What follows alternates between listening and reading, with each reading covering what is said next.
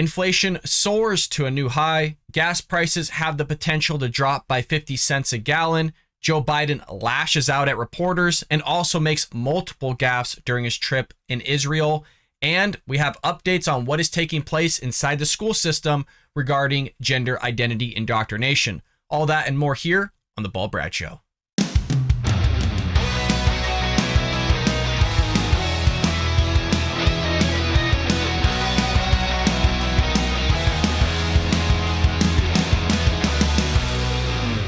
Welcome to The Bald Brad Show. It is Thursday, July 14th, and I couldn't be happier to spend this fine morning with all of you here on The Bald Brad Show. If you haven't already, make sure you hit that like and subscribe button. You would be supporting a conservative, and you would be supporting and helping conservative thought and ideas get out there to new viewers who haven't seen our content or our channel. Your help would be greatly appreciated. And folks, we have a lot of new subscribers here at The Bald Brad Show, so welcome. Welcome them in the comments down below. We are a conservative news commentary outlet where we expose the left and the Democrat Party on their destruction of tearing this country apart from the inside out. Speaking of tearing this country from the inside out and just destruction that the Democrat Party is doing, we got new inflation numbers here for our lead story of the day. And Joe Biden is once again breaking records, folks. It's as if every time I talk about this guy and we go over new statistics with him, he's just continually breaking records in a negative way. The guy can have his own Guinness Book of World Records book just for his time as being president of the United States in the first year and a half. So the CPI, the Consumer Price Index, came out.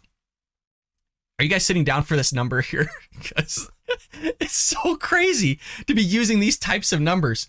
It rose 9.1% between June of 2021 and June of 2022, meaning that inflation once again surpassed record highs. And it's not like this is coming from like a conservative poll or statistics or Republican statistics. This is coming from the U.S. Bureau of Labor Statistics. And if that doesn't, make matters worse, check this one out. So the most recent year-over-year inflation figure exceeds the Dow Jones estimate by 8.8%. Not even close. And we actually talked about this before, not just with the Dow Jones, but also the S&P 500 in terms of their predictions and estimates. And Joe Biden every single time has exceeded expectations in a negative way. Like the Dow Jones and S&P 500, like, hey, we'll give it a little leeway. We don't think it's going to reach this, but we'll give it a little bit of buffer here. There's no way in hell this guy's going to surpass us. And he just does it time and time again. Now, if you're unfamiliar, and some people are, in terms of what exactly inflation is, we've been talking a lot about this. I figured we should try to break this up and make sense of what the hell we're talking about here. So inflation just refers to the price change in the price level over a given period of time. And how CPI tracks this whole thing is they take a hypothetical basket of goods and services that represents the typical spending for an American household, and they run their calculation that way. And so over any period of time that they want to look at, they use those same goods and services that a typical American household would spend on, and that's how they get that increase in inflation. So rises in the price level that outpaces rises in wages implies that Americans are spending a greater portion of their income on goods and services. And that's what we're seeing happen right now. Furthermore, between June of 2021 and June of 2022, the price of food increased 10.4%. Make sure you're sitting down for this number because this one's outrageous. This one is, price of energy increased 41.6% in 1 year. In freaking 1 year. The price of new vehicles increased 11.4%, according again to the Bureau of Labor Statistics. Enormous deficit spending of $2.5 trillion just in fiscal year 2021 and the first 8 months of fiscal year 2022 has meant more money chasing goods. Now, what do you think happened to this deficit spending? Well, you had the COVID-19 checks, you had Joe Biden sending money to Ukraine and just all sorts of other places. And we're going to get to freaking these grants getting sent out to some school systems for some anonymous LGBTQ stuff. That's our last story of the day. You're going to fall over in your seat when we go over that one. So the federal spending competes with households and driving up prices by bidding away resources for government projects. And you kind of been seeing this time and time again, where the government itself has been outcompeting and sometimes outpacing the private sector, which is never good because in some way, shape, or form, you're having the taxpayer subsidize for certain things. And In other words, artificially inflating the economy, which tends to hurt the average American household and also the average American business person. So it's always bad with what the government's doing in terms of their projects, in terms of them trying to help the economy. It never works out. And what they want to do is actually just pump more money into the economy. And we'll get to that in just one moment here. Earlier this week, if you recall, the Biden administration braced for this dismal inflation news, but argued that the June price data is somewhat, quote, outdated due to the possible easing of inflationary pressures, especially through lower gas prices. Indeed, prices at the pump have, honestly, they've declined over the past several weeks after hitting a $5 per gallon early in June. As of Wednesday, the national average gas price was $4.63, according to AAA. Now, we don't know where those numbers are going to go. The Biden administration seems to think that it is going to drop by somewhere of 50 cents. And we have Yahoo Finance, specifically Rick Newman, commenting on this. He's a senior columnist for Yahoo Finance. And I want to go ahead and watch this clip together. Americans finally seeing some relief at the pump, and it could be some good news for the Biden administration too. Yahoo Finance senior columnist Rick Newman is here on set with us to explain. And Rick, we've talked a number of times about how important gas prices are to voters. Clearly, this is a good news here for the Biden administration. Is it enough, though? Because that's a big question. Well, it depends what happens. So the news here is that the Biden administration did a briefing today, and they are kind of predicting that gas prices are going to fall another 50 cents per gallon from where they are right now. So right now, about $4.65 a gallon. And they don't know anything that nobody else knows. All they're doing is looking at the wholesale price. There's a lag between the wholesale price and the retail price, but the wholesale price has been coming down.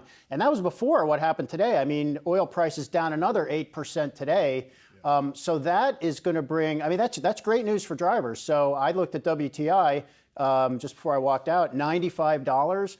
I don't know if it's going to stay there because the Russia war is a real problem is pushing up oil and gas prices. But if it stays there, we could see gas prices coming back close to $4 by, I don't know, August or the beginning of September. So how funny is that around the midterm election times, we're seeing gas prices just randomly falling?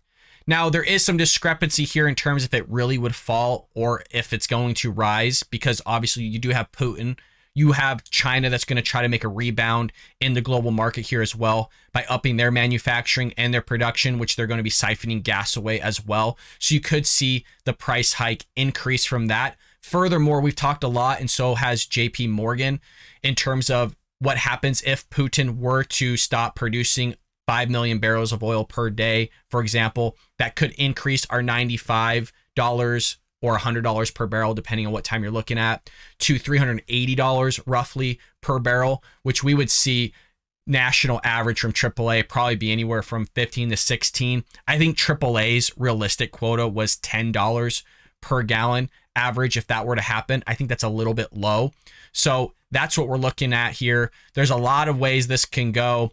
And it's always interesting how even he's echoing Putin's price hike, because if you recall, the gas prices for everything before Putin ever took office increased a couple dollars. I think it was $2.40 or something like that before Putin ever invaded. I think it was February 24th, if I recall, where gas prices rose $2.40 per gallon. And I think the average was like $3.50 or something.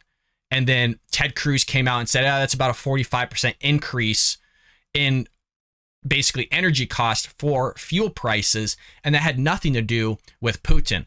And then you had Jen Psaki, Karine Jean-Pierre. They couldn't say anything about it because they want to blame everything on Putin. And so when they started bringing that up in terms of Putin, then they started blaming the oil companies. And then once they were done blaming the oil companies, with them coming out going, well, guys, we can't produce anything more. We're literally at max capacity. We've actually produced more than we ever have at this point, and you're telling us to refine more. You're telling us to pump more oil. What the hell do you want from us, especially with all these regulations? Here's a list of things to do so that we can produce more oil, but you guys don't want to do it. But you're going to continue to blame us.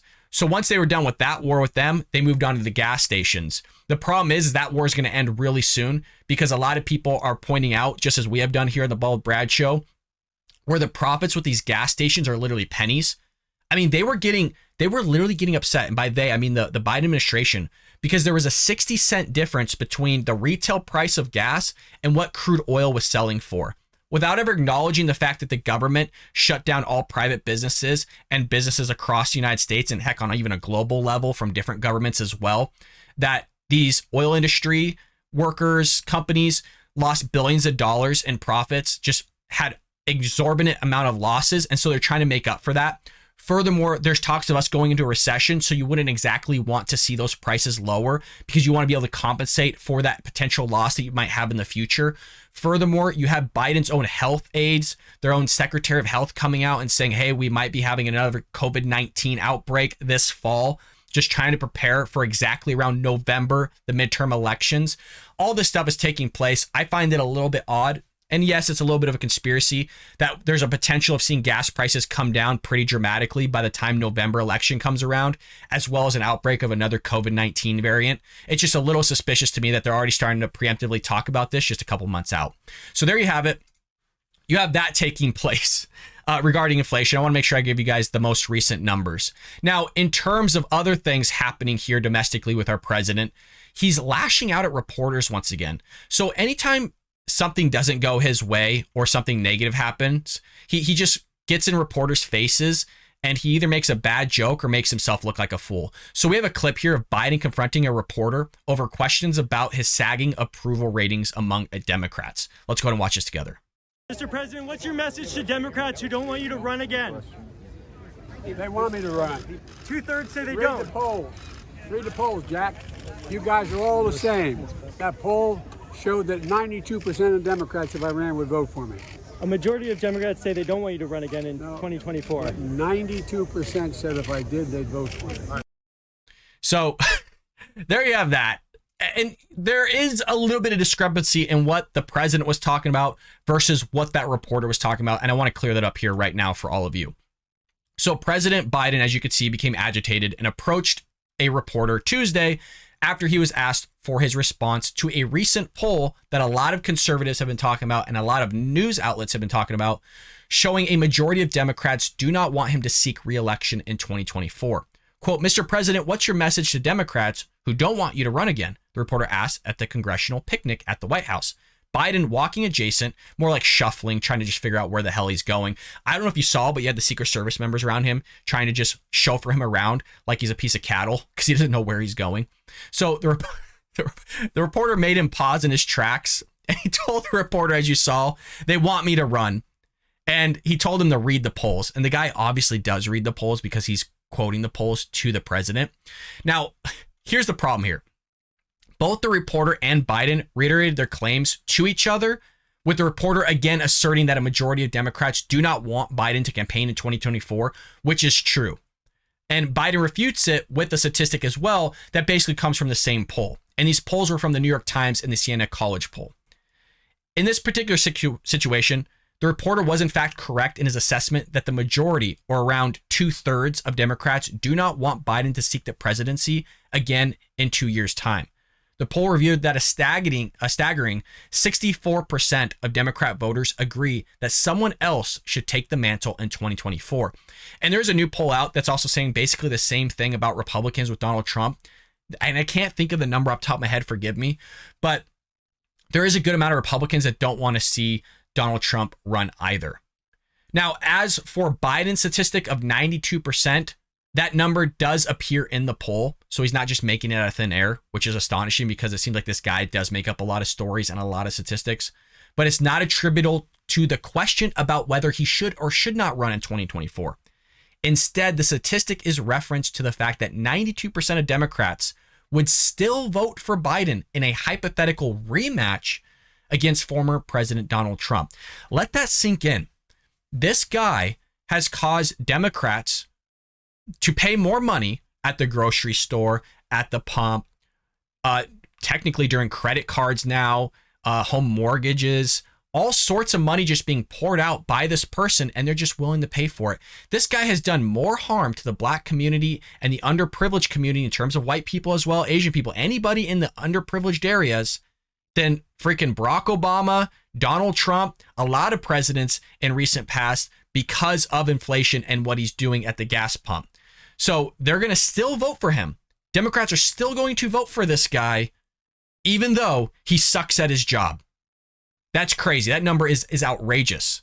So the poll shows particular frustration among young voters, showing that 94% of Democrats under the age of 30 would prefer a different nominee. The poll also found that just 13% of Americans believe the country is on the right track. So 13%, I would love to know who they are.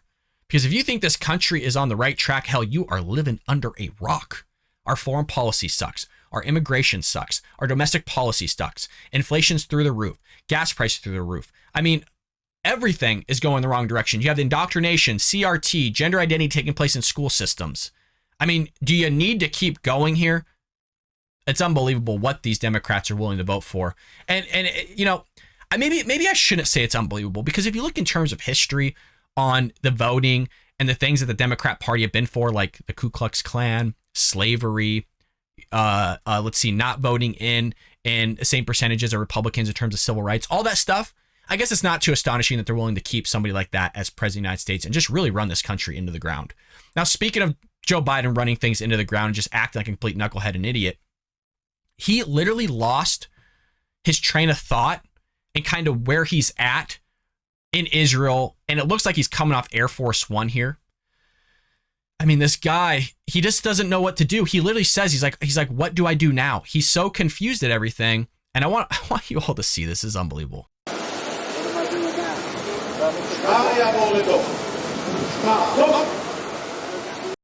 What do I do now? This is very reminiscent of his time when he was given that note card, if you recall. And I'll see if I can pull it up for all of you, the note card here of what to do. So if you recall, it says "you" in all caps consistently throughout this note card of what to do. So you enter the Roosevelt room, you say hi, you take your seat, you give brief. I mean, it tells him verbatim what to do other than breathe and basically blink.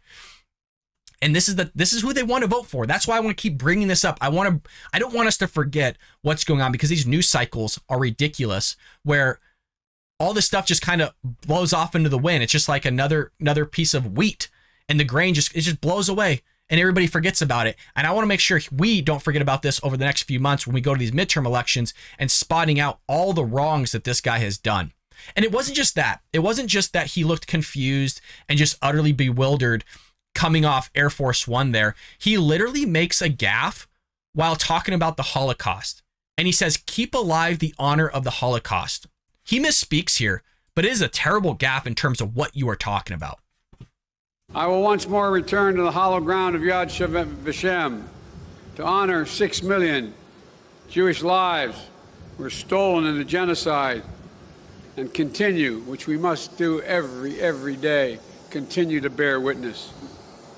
To keep alive the truth and honor of the Holocaust, horror of the Holocaust, honor those we lost. He's just all over the place in terms of fumbling. I don't know if you could tell he's slurring through his words. And some Democrats and progressive left want to say that, oh, it's a stuttering problem. That's what he's trying to do to compensate on it. No, that's him just slurring through his words. Folks, it's written down for him. And I've talked about this a lot. If you're an actor and you're reading from a teleprompter or a note card or something, and you find yourself fumbling or skipping through words or slurring or whatever it may be, losing your train of thought, one of the mechanisms that you're trained on is to slow your speech. Slow down a little bit, breathe, you're rushing through things, and you'll be able to compensate, and that way everything is ran smoothly. And you'll even see me do that on the show sometimes because my brain is going 1,000 miles an hour. And sometimes what I'll do is just slow everything down, bring it down a notch a little bit to correct myself. The president here is clearly going through some sort of cognitive decline. There was also a news story, and this isn't part of what we have today, but I do want to bring it out to all of you, or at least bring it up, is the old doctor for Barack Obama came out and was talking about a letter that Barack Obama gave him, Barack Obama's physician, in terms of the physician coming out and saying that clearly Joe Biden's going through some sort of dementia or some sort of problem mentally that has to do with his age level and the surgeries that he's had in the past. And so Barack Obama sent him a letter stating that he wasn't happy with him and that he was really bothered by his comments and everything that he said, and that he really wants him to reflect on what he's doing and saying. And it turns out the physician just ripped it up and basically didn't care about what Obama said. But even Barack Obama's own physician, somebody that probably saw Joe Biden as well, is saying, hey, this guy's in some serious cognitive decline. So Biden's latest flub only adds to the self-admitted reputation that he is prone to social facts and pause. It's so bad. In 2018, Biden told the press, I am a gaffe machine, but my God, what a wonderful thing compared to a guy who can't tell the truth, while comparing himself to former President Donald Trump. Yeah, it's coming from Joe Biden said that. I mean, the amount of gaffes that Joe Biden has, you can literally have just an endless loop of everything that Joe Biden says. Somebody commented on one of my compilation videos, which is where we get a lot of our subscribers from right now. There was a short that I posted and reacted to, and I came up with all these maybe top 10 or so Joe Biden gaffes. And somebody commented, oh, well, you left this one out. And I had to tell her, like, well, we only have 60 seconds. We only have 60 seconds to try and just make a top list here of everything that Joe Biden said. That's just a gaffe. And it's just on a weekly basis. This guy comes out with something new. So we definitely will have a part 2 for all of you coming out shortly here. So he's going there to promote peace, right? He is intended to promote peace, but he's basically just riding on Trump's coattails, because if you recall, Trump's the one that created peace in the Middle East. He's the one that freaking went there and changed the embassy, even though no other Democratic president would do so, and he moved it. But he's not going to get the credit, and Joe Biden's going to go over there and create peace while freaking saying that they're going to honor the Holocaust. What a knucklehead. He meant to say horror of the Holocaust, I believe, but I digress. We'll continue with this, that on Wednesday, Biden emphasized the United States' commitment to its alliance with Israel. We're going to deepen our connections in science and innovation and work to address global challenges through the new strategic high-level dialogue on technology. Basically, it's a bunch of fluff. They're not going to do anything. It's literally just something that presidents do. They go there, they meet with the allies, they have certain discussions, but nothing generally moves forward with it. It's basically just another thing on the agenda. And they even said as so much during the press conference the other day, the one that we did live. They basically said, yeah, this is just a routine thing that we do.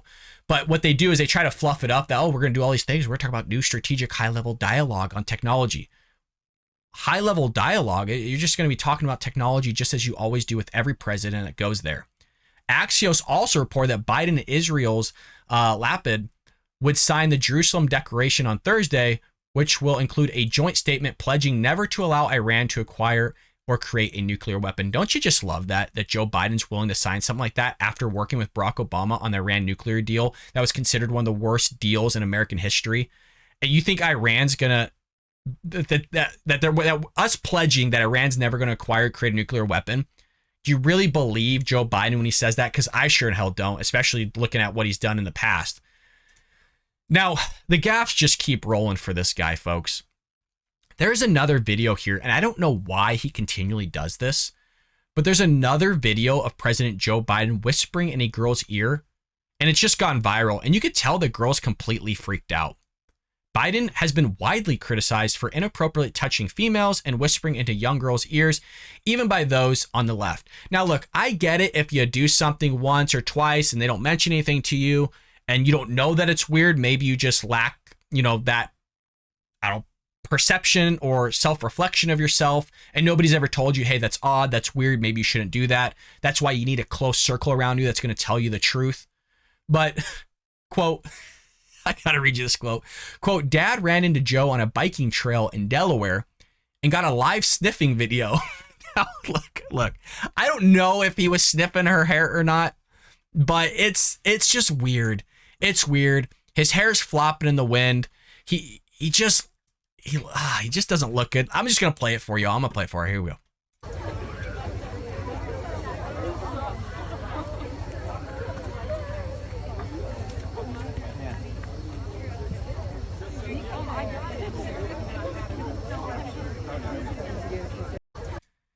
Do you see how the girl there kind of pulled away and she looked up at him like, what the hell are you doing? Why are you whispering in my ear like that? I'm right next to you. It is weird. And it's something that he has to know about because he's done this time and time again with little girls, with women in general, just whispering in their ear. I mean, why do you need to lean down to them? And he does this a lot, even when he's giving speeches. And he goes, hey, buddy, What's up? What's up, dude? I'm coming for you. Get your sweet ass over here. It's probably what he's saying. Just super weird, man.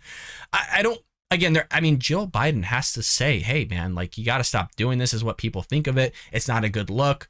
Why do you keep acting like that? So could he be snipping the hair? Sure. I don't know. There's a lot of people who are just hounding him on Twitter for this. Somebody here, Derek Anderson, not sure why people let their kids around this dude. Democrats are willing to vote for him. Look, if Democrats are willing to vote for him, they're willing to throw their children at him too. Conservative Jesse Kelly on Monday captioned a different still of Biden with another child, charging, pro tip, this is not normal. Everyone knows it. This is how kiddies, touchers act. I've been around a lot of old people. Never once seen one act this way as well. Never once. I would like to echo that as well. I had grandparents. Everybody's seen grandparents. I've never seen somebody kind of lean in and whisper in somebody's ear and that close to their head before. I don't know. You guys let me know what you think about all this in the comments, but here's that clip that they posted. And clearly you could tell that she's uncomfortable, right?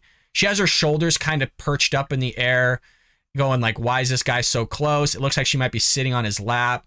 You know, she's stiff. She doesn't look like she's relaxed there. And why would you be? It's a little awkward. It's a little weird. Whether you're guy or girl, it's just super, super creepy what this guy's doing. New York magazines posted in 2015 that Biden creepily cozying up to females, tagging him as the president of awkwardly whispering in women's ears and also the microphone.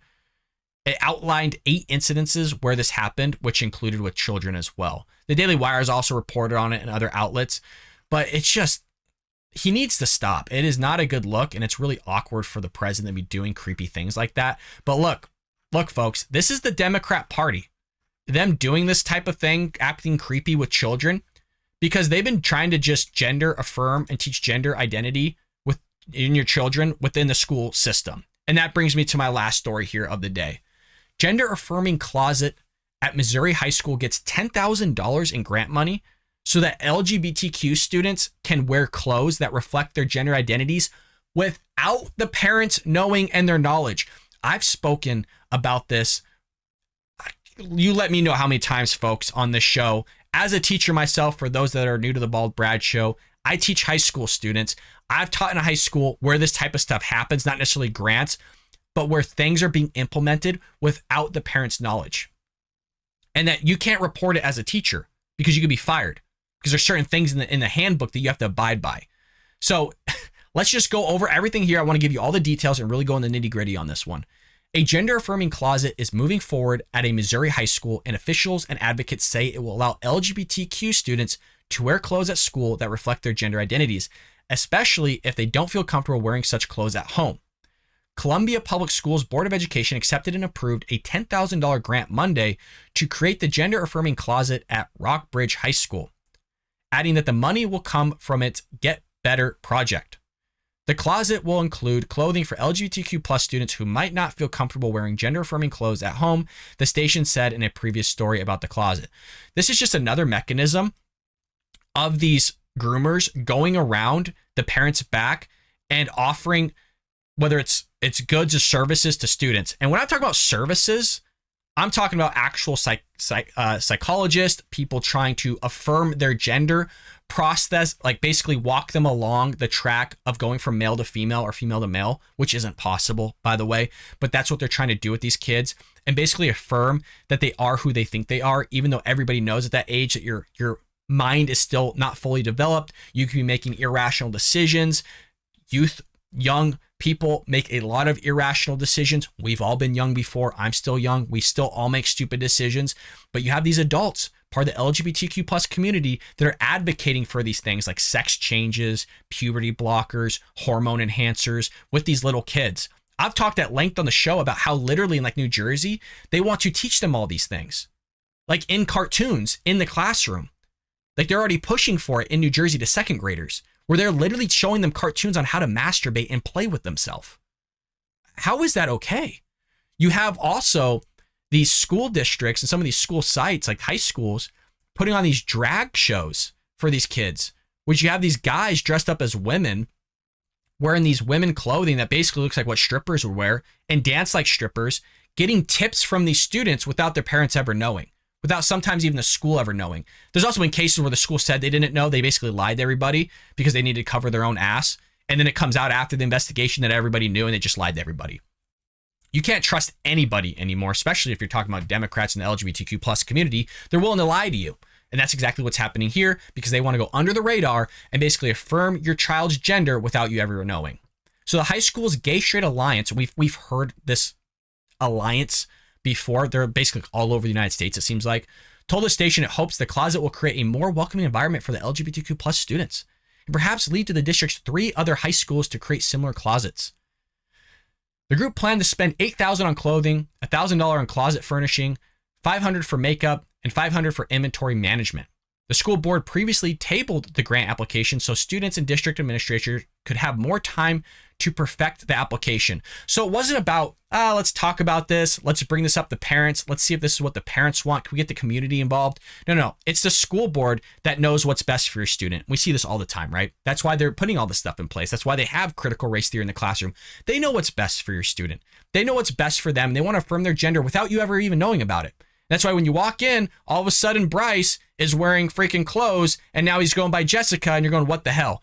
Or Bryce is acting weird at home. You don't know why, but he's going to school wearing a skirt and his name is now Jessica at school. The teacher's calling him Jessica. The school psychologist is affirming it. The counseling office is affirming it. Everybody's affirming it. They're walking him through the path of changing and transitioning from a boy to a girl, and you have no idea what's taking place. And then when your kid commits suicide and he leaves a note going, oh, I was all over the place. You're going, I never saw this. This is weird. Why were you acting weird? Why weren't you talking to me? And then you realize, oh, the school and everybody else was just affirming this kid and making sure that they're grooming them for transitioning. That's what's taking place. And they can't fathom why we have freaking depression all over the place. It's because everything is considered normal. Everything is considered okay nowadays. When kids are struggling in our school system left and right, and rather than helping them in appropriate ways and not affirming them, Jordan B. Peterson has talked at length about this, that your job isn't to affirm. It is not to affirm. You need to help, you need to guide them and make sure they're on the right track and figure out a problem give a solution to something they're going through. You don't affirm it. You don't sit there and help them and guide them through it. If they want to transition after 18, look, that's their thing, but you need to leave it up to the parents to make that decision, not the school board, not the teacher, not the counselor, not the school psychologist. You need to leave it up to the parents and have them involved 100% on what is taking place in the school. And you're hearing this as a teacher. The parents need to be involved and it's not happening and it's so frustrating. It is so frustrating. So the Gay Straight Alliance members said previously they were concerned about parental pushback on the closet, which is why they don't want any of that involved, right? Because they know that pushback is going to come because they know that parents don't want this. So what do? Go around you guys. The gender-affirming closet concept is not exclusive to Rockbridge High School. Similar projects have been springing up at schools around the country, which I just said. The drag shows have been springing up everywhere. These gender-affirming projects have been springing up everywhere. There are clubs that have been springing up that literally do go under the radar of the administration. They're actually not on the rolls, meaning they haven't registered the club. Nobody knows about it. So if the school were to be audited or an investigation were to be had, there's actually no record of the club taking place. The parents don't know about it. The administration doesn't know about it. Only the teacher that's there, as well as the kids that are part of this project or this club that they're going to, they're the only ones that know about it. A Daily Caller video about the issue includes a clip of an apparent California teacher saying the goal of the transition closet is for our students to wear the clothes that their parents approve of, come to school, and then swap out into the clothes that they fit who they truly are. I mean, folks, does that not piss you off? Can you imagine if somebody did that behind your back with your child? I mean, I would be livid.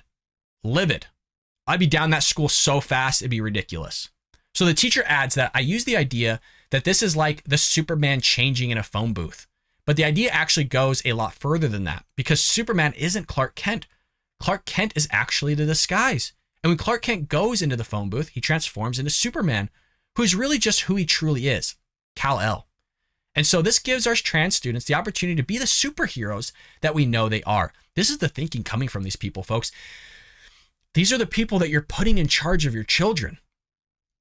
I teach. I'm not thinking about all these things. I teach statistics and finance. That's all I want to teach. I don't want to get into this whole gender affirming thing and trans and all this stuff. I just want to teach math. I just want the kids to do well. I want everybody to get A's and B's or whatever grade that they deserve. I just want them to try hard. I just want to do my job and be left alone and treat everybody with as much respect as I possibly freaking can, regardless if they give it to me back or not. I just want to do my job. But you have all this stuff taking place in the school system, and the left have indoctrinated it so much where it makes you wonder if you even want to be a teacher anymore. It's not even about the kids. It's not even about always the administration. It's about all this stuff taking place with the progressive left completely dismantling our education system from the ground up. And they've been doing it for so long that now we got people like that professor that called Josh Hawley, a senator, during a judiciary committee the other day. We did a video on it, calling him a transphobic because he merely said that a woman is the only gender that can give birth. But she seems to think men can give birth, non-binary people, whatever the hell that means. All this stuff is taking place, and it's absolutely ridiculous. And we're going to have a whole generation of young kids growing up thinking that they're trans. We've seen the numbers go. I mean, before it used to be in the single digits. Now it's upwards of like 20+%, and it's just increasing year after year on the amount of people that think that they're trans. And you get this stuff from biology class too. You have these biology teachers teaching that men can give birth. That's what they are teaching your kids. And I shout this stuff to the sky, not as if it's fake. I'm not one of those people going, oh, well, there's racist institutions out there. There's institutional racism. And then you go, well, who's the racist within those institutions? Well, I don't know, but there's racist institutions out there. And I'm going, there are schools out there that are literally teaching these things. There's actual teachers. It's your history teachers, your biology teachers predominantly, and sometimes even your chemistry teachers and so forth. I have a buddy, and if he's listening to this, he knows about this. When he was within school, as Long Beach State, going through his to get his license, basically become a teacher, going through his credentialing program, they were literally talking about incorporating LGBTQ aspects within chemistry. And he raised his hand. He's like, well, how do I do that? That has nothing to do with what we're talking about here. We're talking about chemicals. We're talking about elements. We're talking about those types of things. And you want me to try to incorporate this gay LGBTQ agenda within my classroom? This was like 6 or 7 years ago, maybe even longer at that point. It might have been 8. Hell, let me know in the comments. But this is the stuff that's been going on here. And they want this to seep into the mathematics field, the STEM field as well. They've already tried the sciences. What they're trying to do within mathematics is say that 2 + 2 = 5. And if 2 + 2 doesn't equal 5, then what you have to do is offer different answers to what it could be. Now, we all know 2 + 2 = 4, and I'm keeping it this basic because this is where they're going with this, is that if you don't allow a student to get the wrong answer, you're deemed racist now as a math teacher. Because what they're finding is the minority students are getting the answers wrong because predominantly they're not learning, they're not studying. There's many other aspects that could be taking place in the classroom at home for that reason. But now you're a racist because you're not allowing them to get the answer wrong. So now there are no right answers in mathematics. Furthermore, in the word questions, the word problems that we have to arise, they want more LGBTQ plus questions being thrown in there. Meaning using different pronouns, talking about trans kids, talking about 2 parents, like 2 mothers, having a daughter, and injecting that within our word problems as well. So now it's seeping into the STEM fields. Once you lose the STEMs, it's over. It's completely over. You've lost the education system. That is my opinion on that. I will go further at a later date, but we're running here a little late here on the Bald Brad Show. Make sure you hit that like and subscribe button. I really do support your all the support you guys do show me on this channel. We are growing from the grassroots, and you want to be one of those that are here at the beginning. I do know most of your names in the comments because you consistently leave me comments down below. I love them. They make me laugh. Who was it? It was a MSND or MSDN. Forgive me that the letters get switched up, but you even left a comment that had me cracking up in terms of me singing, and you thought it was a good first try. I'm not going to be singing again, but it's stuff like that. The witty humor, I really do appreciate. You guys crack me up. With that being said, I will see you later here on the Bald Brad Show.